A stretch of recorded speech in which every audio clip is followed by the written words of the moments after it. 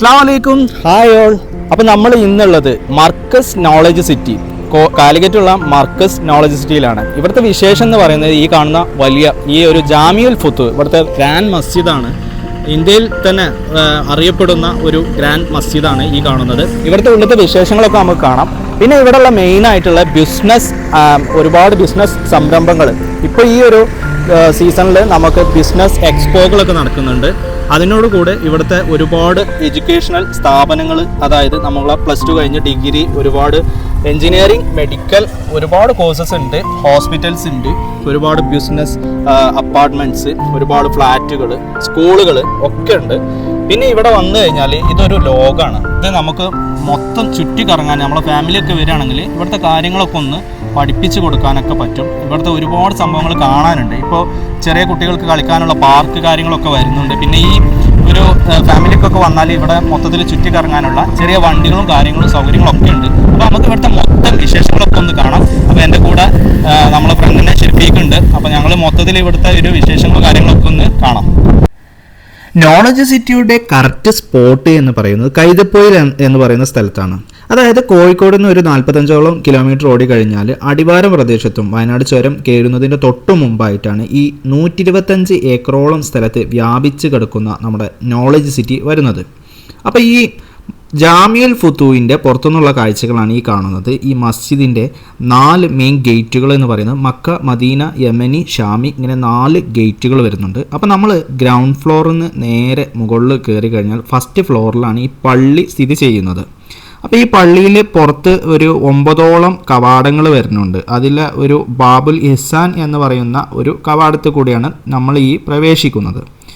അപ്പോൾ ഇതിൻ്റെ ഉൾഭാഗം വളരെ സുന്ദരമാണ്.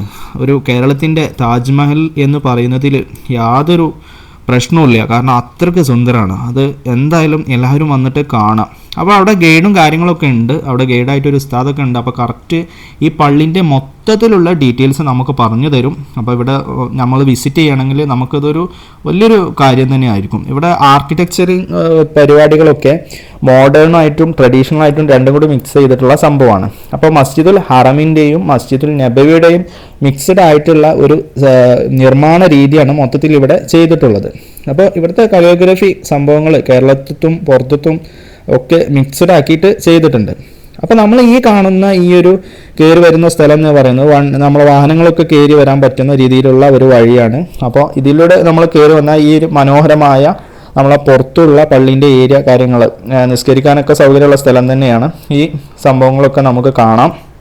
പിന്നെ നമ്മൾ സ്റ്റെപ്പ് വഴി കയറി വരികയാണെങ്കിൽ ഇങ്ങനത്തെ QR കോഡ് സംഭവങ്ങളൊക്കെ കാണാം. അപ്പോൾ നമുക്ക് അത് വഴി അവിടുത്തെ വാർത്തകൾ കാര്യങ്ങളൊക്കെ നമുക്ക് അറിയാൻ പറ്റും. അത് സ്കാൻ ചെയ്തിട്ട് നമുക്ക് ഉപയോഗിക്കാൻ പറ്റും. പിന്നെ ഈ കയറി വരുന്ന ഈ സ്റ്റെപ്പ് വഴി കയറി വരുമ്പോഴും നമ്മൾ ഈ മരത്തിൻ്റെ തീർത്ത ഒരുപാട് സംഭവങ്ങൾ, ആർക്കിടെക്ചർ രീതികളൊക്കെ കാണാൻ പറ്റും.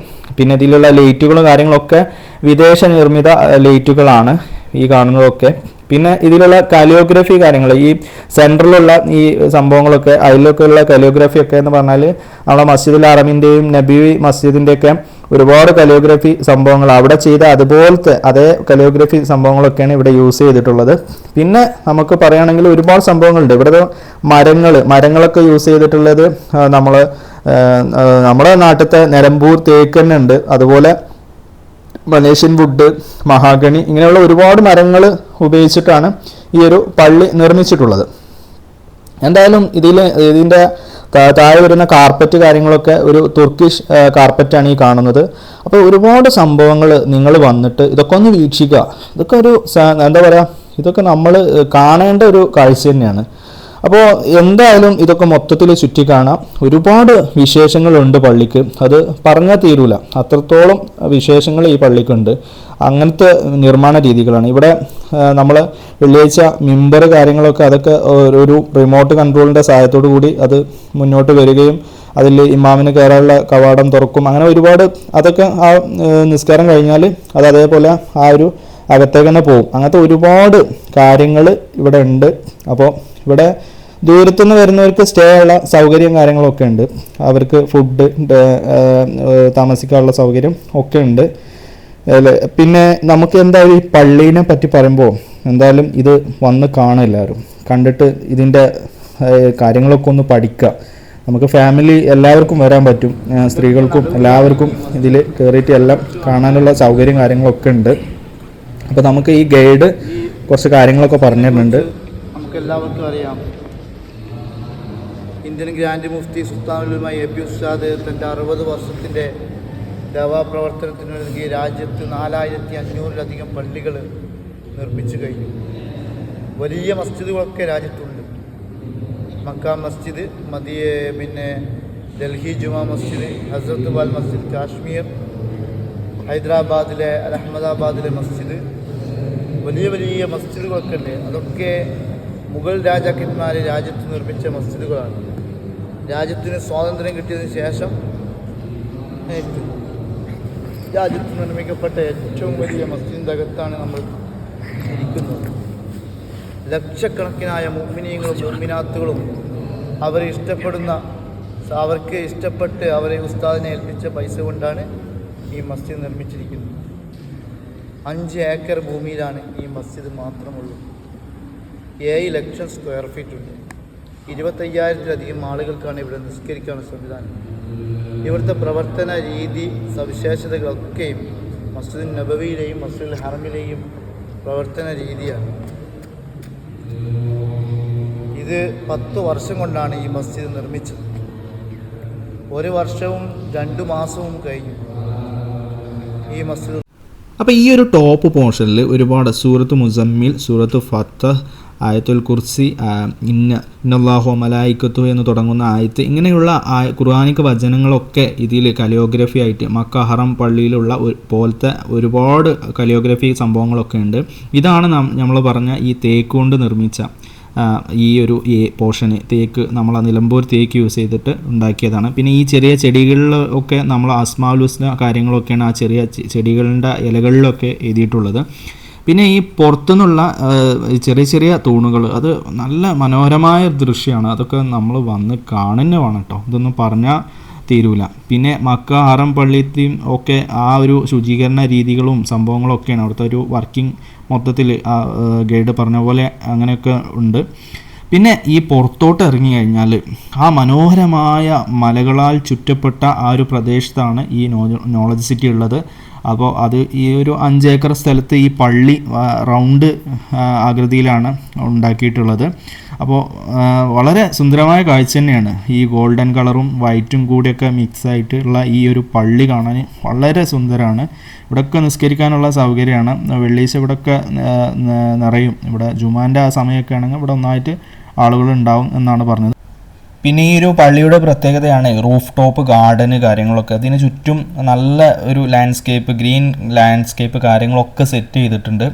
പിന്നെ ഈ കാണുന്ന കാഴ്ച ഇവിടുത്തെ എക്സ്പോൻ്റെ ഭാഗമായിട്ട് ഹെലികോപ്റ്റർ സവാരി ഉണ്ടല്ലോ, അതിൻ്റെ ദൃശ്യമാണ് ആ കാണുന്നത്.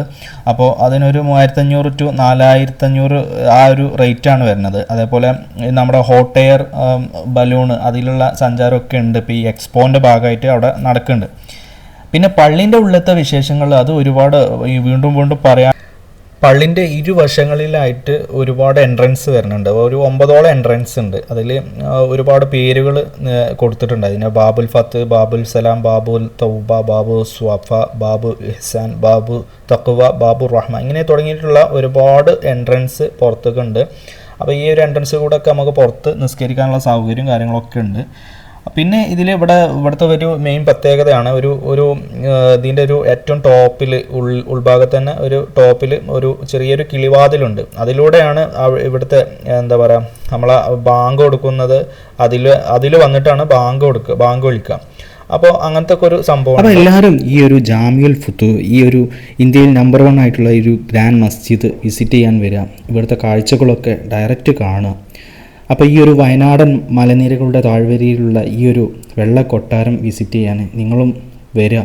കാരണം ഇവിടുത്തെ കാഴ്ചകളൊക്കെ അത് നമ്മളെ മനം കുളിർപ്പിക്കുന്ന, അവിടുത്തെ പ്രകൃതി, ആ സുന്ദരമായ ആ ഒരു പ്രദേശത്ത് ഇങ്ങനെ ഒരു പള്ളിയും കൂടി വന്നപ്പോൾ ഈ ഒരു നോളജ് സിറ്റി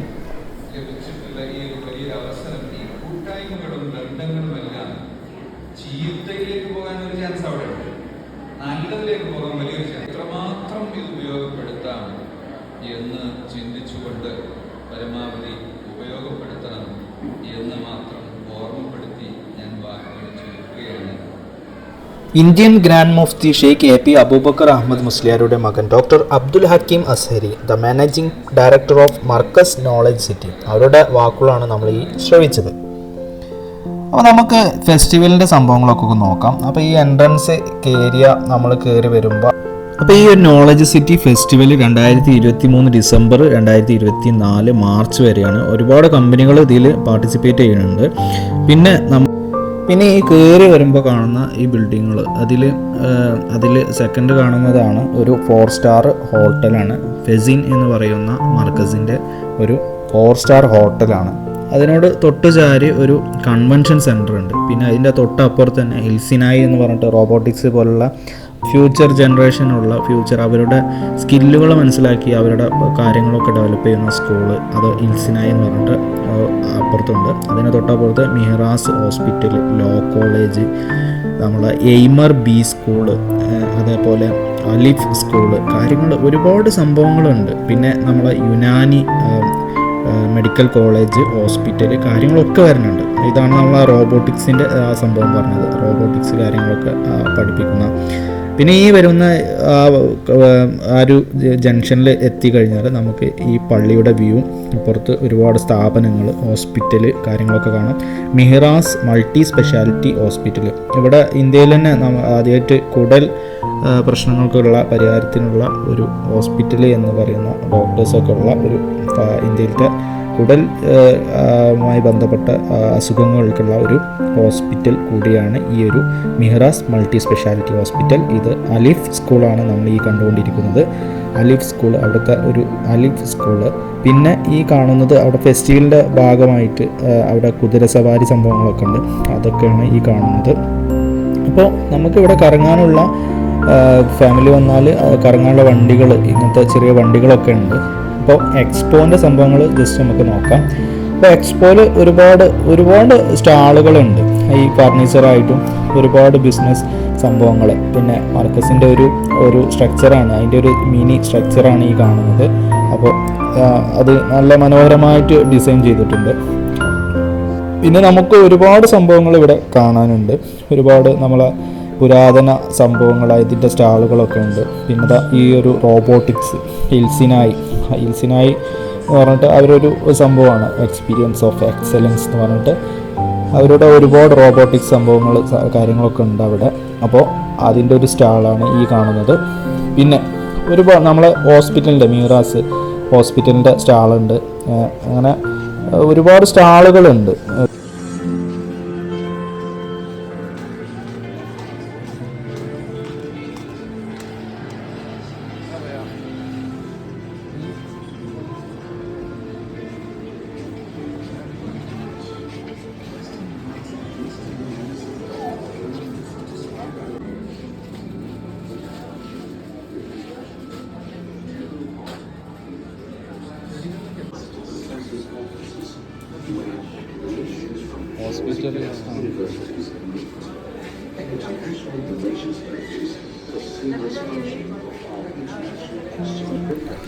ഇന്നത്തെ ഈ ഒരു വീഡിയോ ഞാനിവിടെ വൈൻഡപ്പ് ചെയ്യുകയാണ്. വീഡിയോ ഇഷ്ടപ്പെട്ടാൽ ലൈക്ക് ചെയ്യുക, സബ്സ്ക്രൈബ് ചെയ്യാത്തവരൊക്കെ സബ്സ്ക്രൈബ് ചെയ്യുക.